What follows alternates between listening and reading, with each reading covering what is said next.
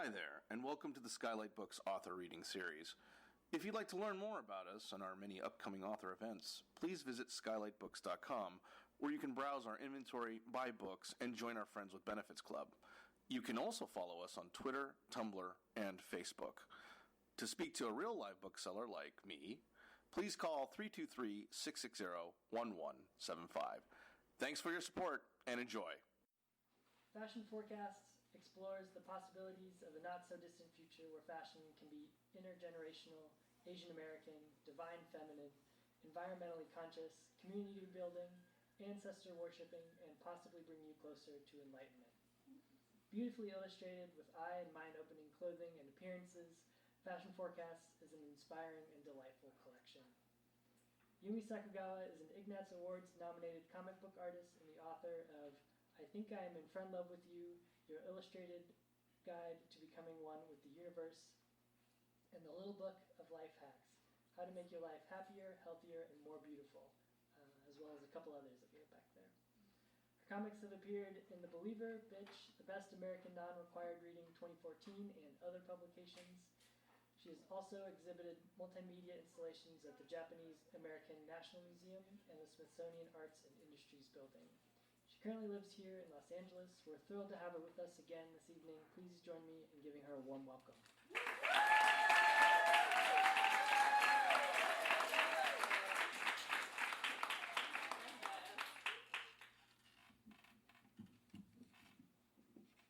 First of all, I just want to say thank you to all of you for coming to a bookstore event on a Sunday afternoon. You guys all deserve a hand for that. I love Skylight Books. This is probably I've lost count at this point. This is maybe my 5th time doing a reading here. And every single time I'm just so overwhelmed with support for how much Skylight Books has given me over the years, starting with my first self-published zine, which became a bestseller here, which I think just shows how adventurous and open the Skylight Book staff is, how much they support local authors, whether it's self-published or published, and just what an awesome community this is. So please buy tons of books from Skylight Books and subscribe to their e-newsletter and go to all of their events because they're awesome. And I did put in an optional dress code of futuristic, and I see a few futuristic outfits around. So thank you. I'm going to be taking selfies with all of you later. So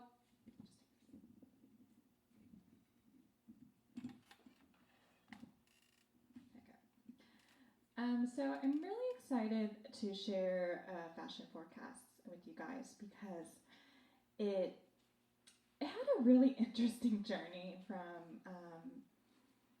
to what it is today, and the backstory of Fashion Forecast isn't quite obvious when you go through the book. So I'm excited to share with you guys the long journey that this book went through to become the incarnation that it is today, and also a bunch of really dopey and silly fashion sketches that are not in the book.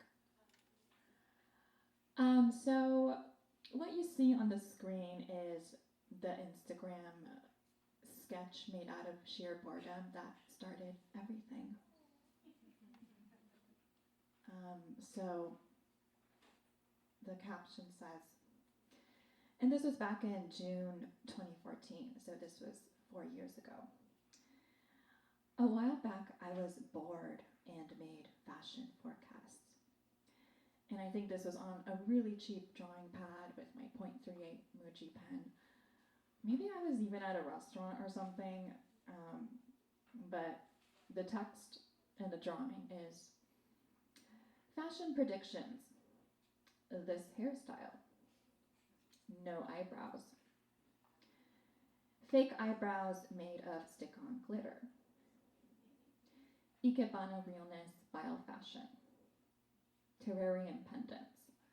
I think these actually exist now, so it's not so out of the box as I thought it was. And then this weird S&M mask with pointy appendages that has no caption. So I'll just leave that to your imagination. These are a couple more.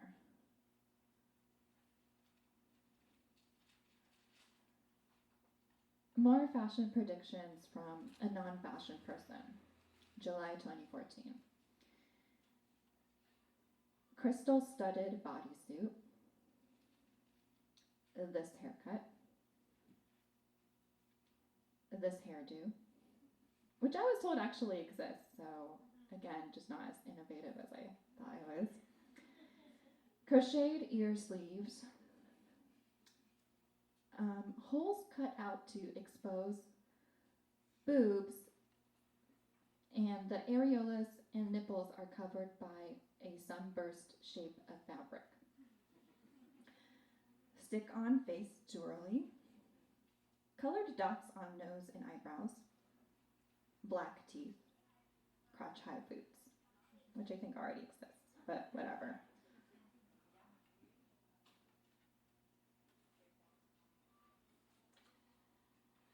This was a year later, and the reason why I kept making these was because I'm a sucker for validation, and my friends just kept egging me on, like, well, these are great, keep making more, and so I did. Fashion forecast, October 2015.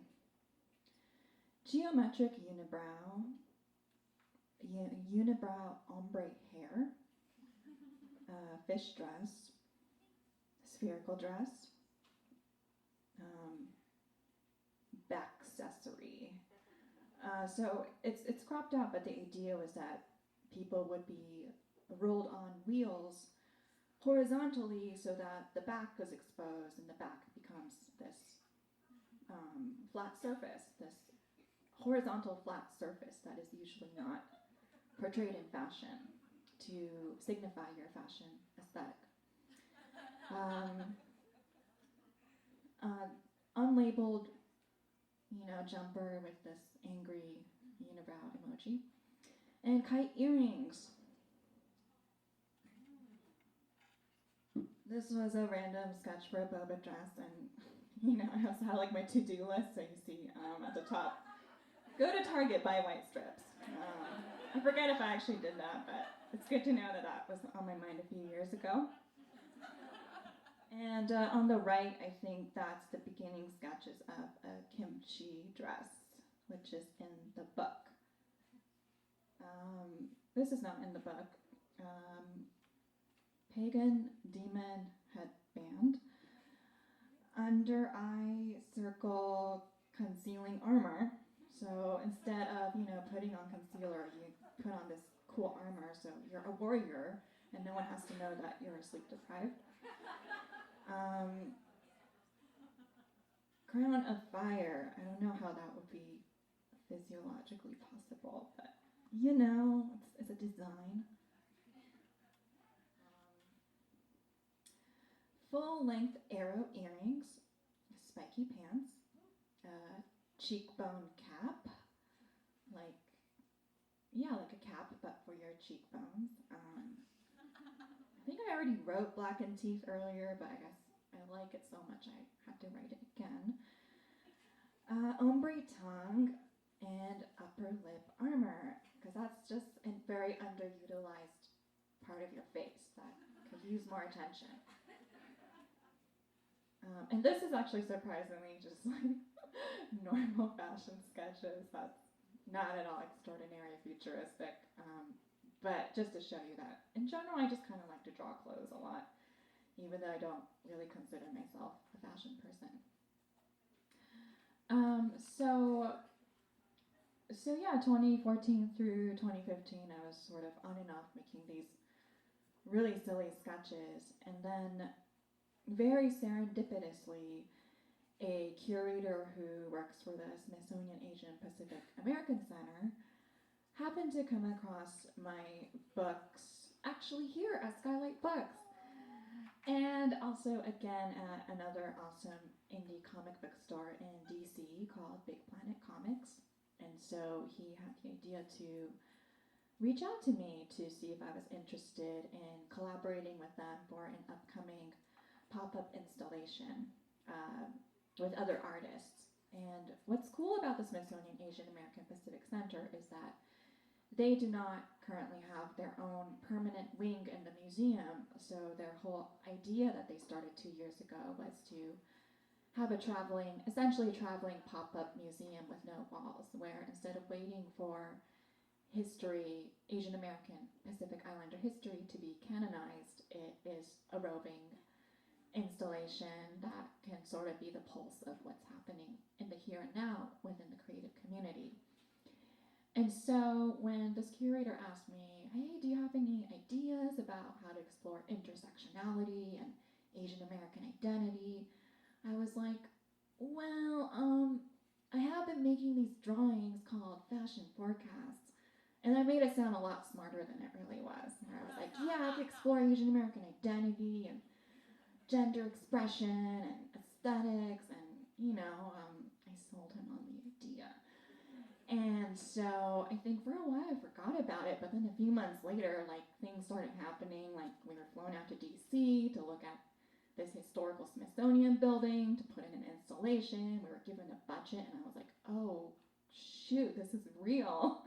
I have to do something about this.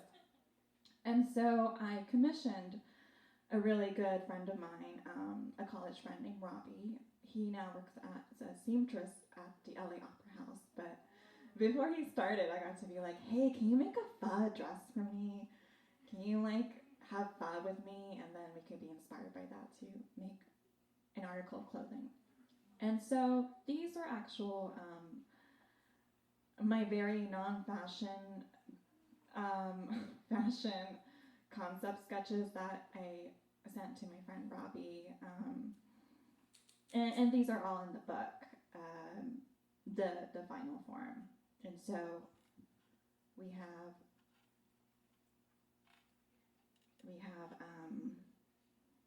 the mud lotus outfit, which is inspired by one of my favorite Buddhist authors, Thich Nhat Hanh. He has a quote that says, "No mud, no lotus." And so the idea was that it's a visual representation of the quote, where you're wearing a lotus hat and water patterns, but at the bottom your pants and shoes are covered in literal mud. Or actual paint, I don't know. Whatever you want it to be. And to the right we have a pho dress, specifically inspired by leftover pho broth that's at the bottom of the bowl. So you didn't finish the whole thing. So, there's the broth, there's a lime wedge hat because lime juice is great in pho. Beads of pearls or circular white details representing the beads of fat that you see. And then abstract patterns that sort of represent the half-submerged noodles and green onions that you see at this murky bowl that's at the bottom of your bowl. There's Japanese American Obon Festival couture. If you're into Japanese American culture, you know that there's hi dogs. There's an Obon festival every year, and so a lot of the activities that I grew up with is there's always a game where you try to throw in a ping pong ball into goldfish bowls. There's basketball and onigiri. So there's just this crazy mashup. To the right, there's a concept sketch for a boba dress. I like that I wrote.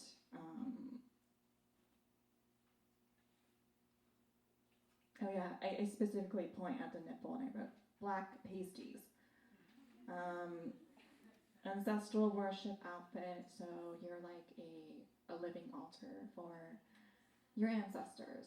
So what you see in a lot of Asian American and Asian homes, but it's made into an outfit.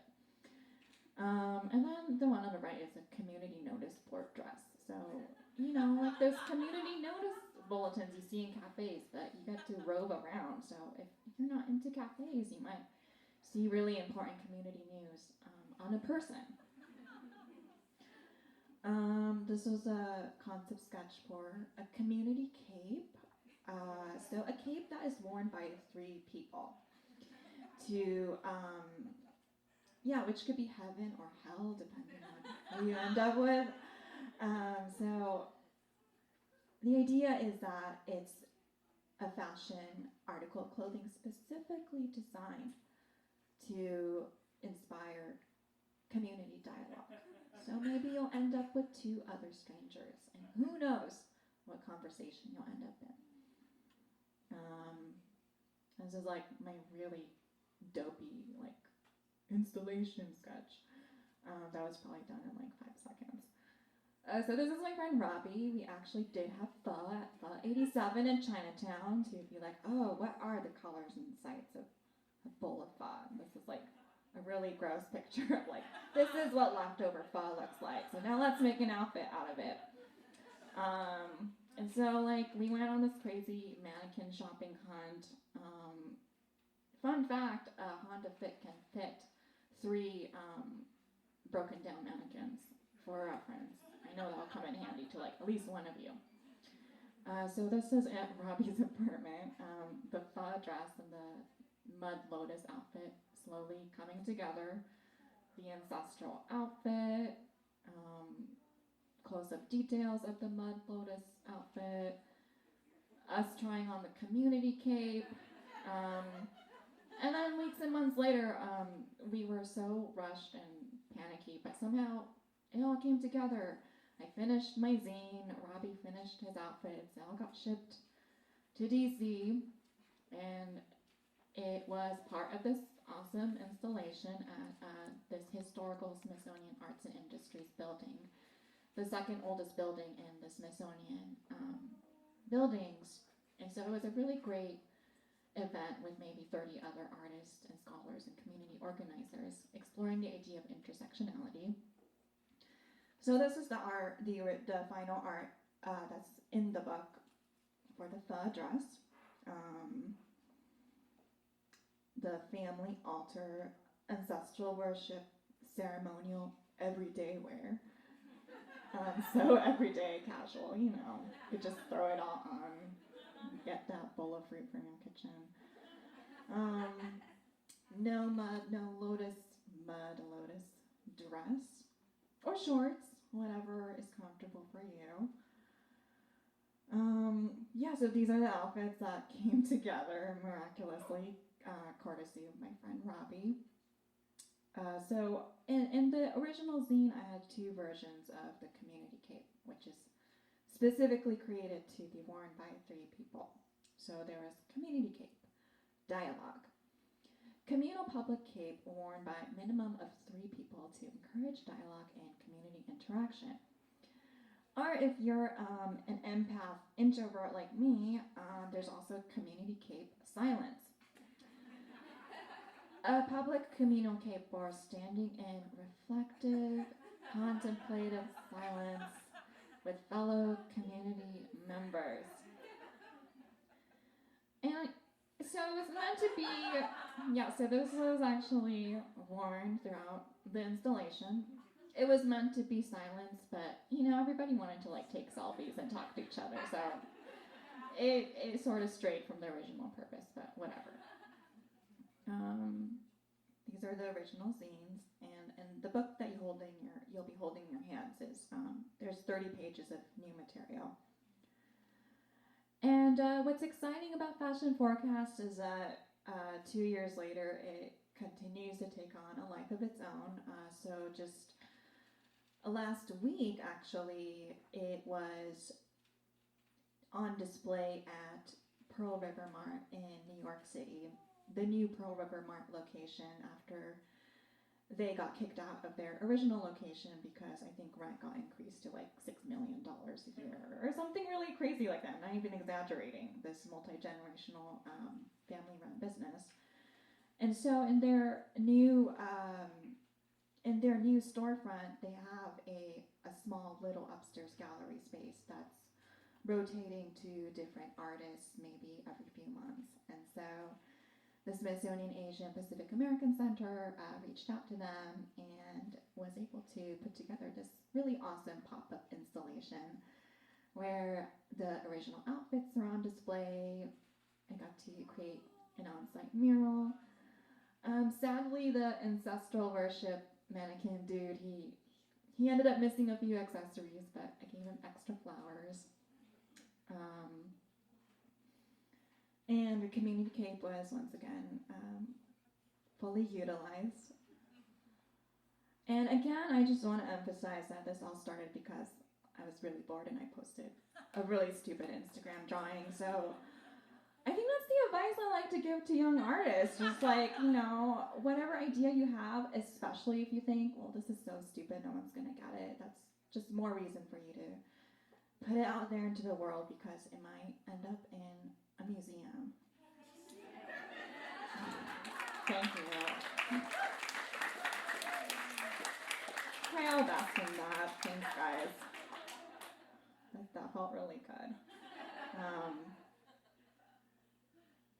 And so I'm going to end this reading with an excerpt from the book. This is actually new material that I added specifically for the expanded version. And I had a choice between, well, do I want to read the really profound and deep metaphysical one that uses fashion as a metaphor for life and death and rebirth, or do I want to read the really silly one that gives you like really pointless fashion advice? So of course I went with the latter, and there's a Q&A afterwards, so I hope you enjoy. Fashion advice. A tip: make sure your clothes really fit you. If clothing item is loose-fitting or off, consider getting it tailored. It makes a huge difference. So here are some examples.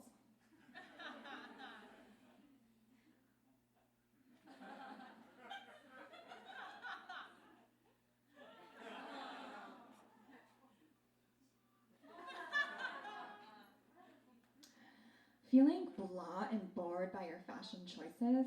Mix up your silhouettes when you buy clothes and style yourself. Question: what does it mean when fashionistas use the term silhouette? Answer: silhouettes refer to the overall outline made by your body, clothes, and accessories. So if you were a shadow puppet, what would you look like?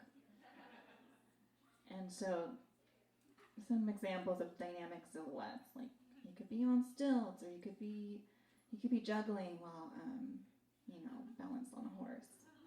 You'll like beat everyone else's silhouette game. Tip: be aware of where symbols, styles, and images come from and the cultural historical context of how they are used. Otherwise, you might come across as a clueless jerk. And so there's this extraterrestrial creature, and he or she or they are saying something. In the translation: I am saddened that my ceremonial garb for honoring my ancestors is now a stupid trend. Ask yourself, am I being a fashion question or a fashion statement? Be a fashion statement.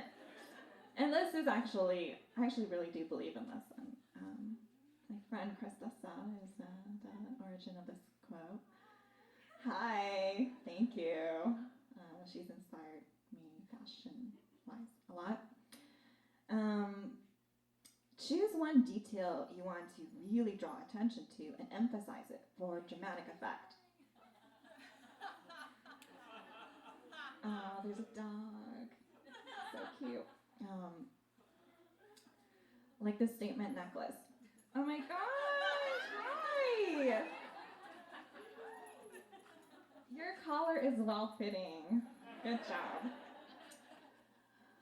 No, a statement piece does not necessarily have to have a literal statement. And I wrote karaoke is boring, which is, oh my gosh, I'm just not a fan of karaoke, which makes me a terrible person. I'm sorry. And the last one: know the rules so you can break them. Example: nipple exposure equals bad. What if you wear a full nipple-colored bodysuit that covers everything except for two very small cutout circles exposing just your nipples? Is that a crime? I don't think it is. Time will tell. Example: pubic hair should never be seen.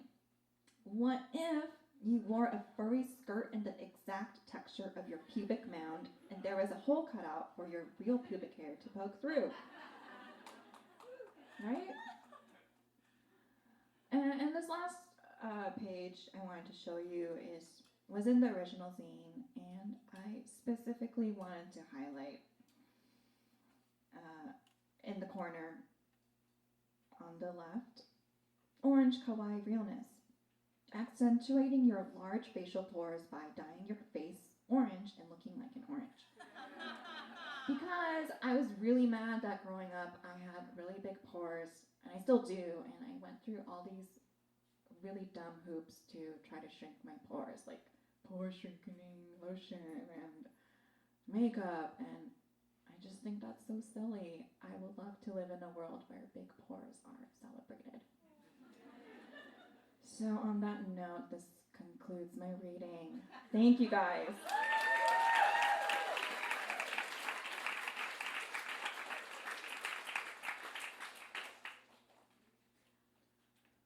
So yeah, I guess I'll take a few questions before.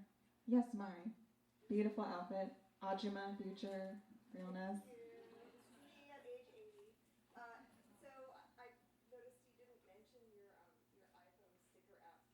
Can I just maybe say Oh my gosh, I was on my mental to-do list and I totally forgot. So thank you. So yes, if you buy the book, there is a barcode for.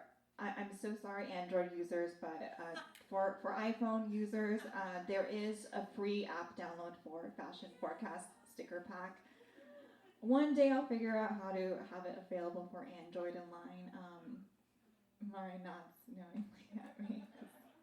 We were supposed to do that together. So yeah, free sticker pack, or if you could go to the App Store and you search Yumiverse Fashion Forecast, you'll find the sticker pack. And there's 2 other sticker packs that I made too, so check them out.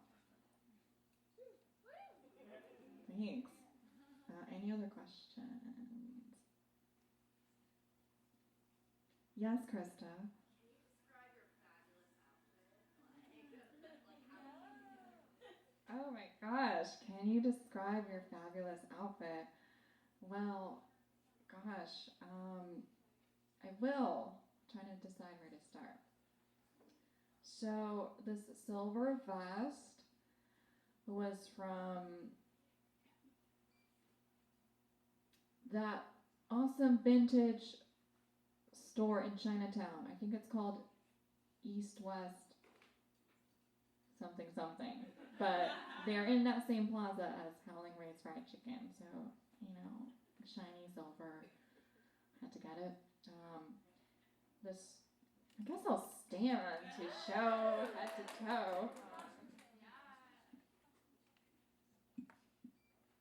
Feels so self-conscious. Just kidding.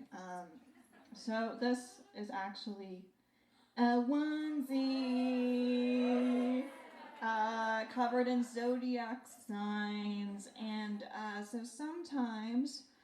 And this was from Black Market on Sawtell Boulevard in Japantown.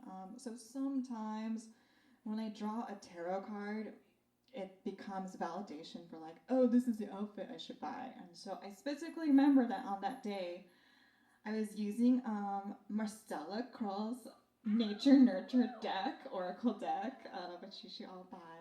If you go to Other Wild, her decks are there. Specifically that day, I drew the card for Stars Infinite, and so which shows like this beautiful starry sky and infinite potential and all that. And so when I saw this outfit, I was like, well, I drew a star card today, so I guess the universe really wants me to buy this outfit, and I'm getting nods of approval, so I feel validated. Yeah, white boots. It's from this awesome shoe store called Intentionally Blank in Chinatown. Mari and I and Talene, we all took a field trip there because we kept falling in love with their shoes that we saw on their website. And this hat, Control Alt, it was from the Smithsonian Asian Pacific Center's second Culture Lab, which was in New York City, and the theme of that show was Imagined Realities. So exploring intersectionality and social justice, but through a futuristic lens. So I wanted to wear this hat as an homage to how the Smithsonian Asian Pacific Center has supported me and how all social justice is imagined realities, how we all need to imagine the future collectively to make what we want to see in this world come true. Yeah. Any other questions? Yes.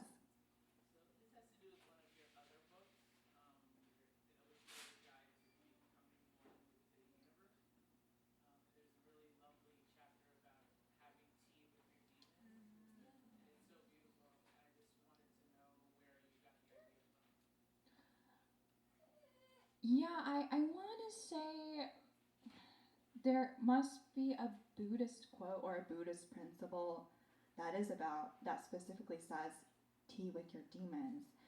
And also there is this beautiful Rumi quote by the Sufi poet Rumi, about how you should treat every emotion that enters the doorway of your mind as an esteemed guest. So whether this emotion is disruptive and unruly or sad and morose, you treat every emotion equally as an honored guest. And so I think, having gone through depression and mental health issues, I think that was such a new concept for me, which is to embrace the negative, difficult emotions instead of pushing it away, which is what all of us are prone to doing because negative emotions are uncomfortable. But what if we all did the opposite, which is to embrace it without judgment? And so that's been a saving grace for me, and I really wanted to share that with other people.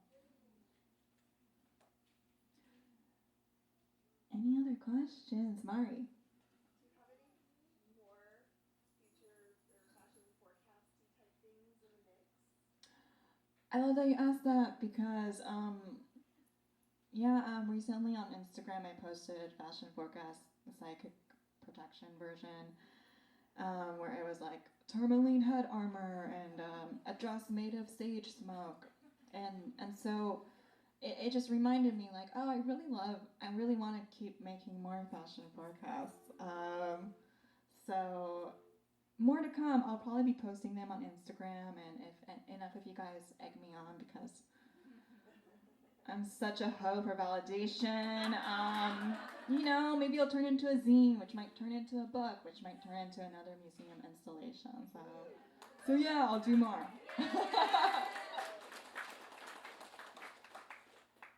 That felt really good. Yes, Gabby, hi. So if you were to die and live like your ghost outfit forever, like to spend the rest of eternity in one outfit, what would it be? Ooh, spend the rest of eternity in one outfit. Gosh, that's a good question.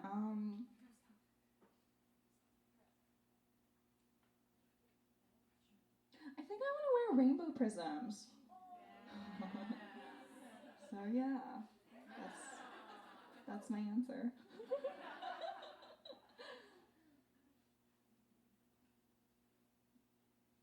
Cool, I guess that's it. I'll be signing books. Thank you so much, you guys. Eat lots of Pocky. Thank you. You've been listening to the Skylight Books author reading series.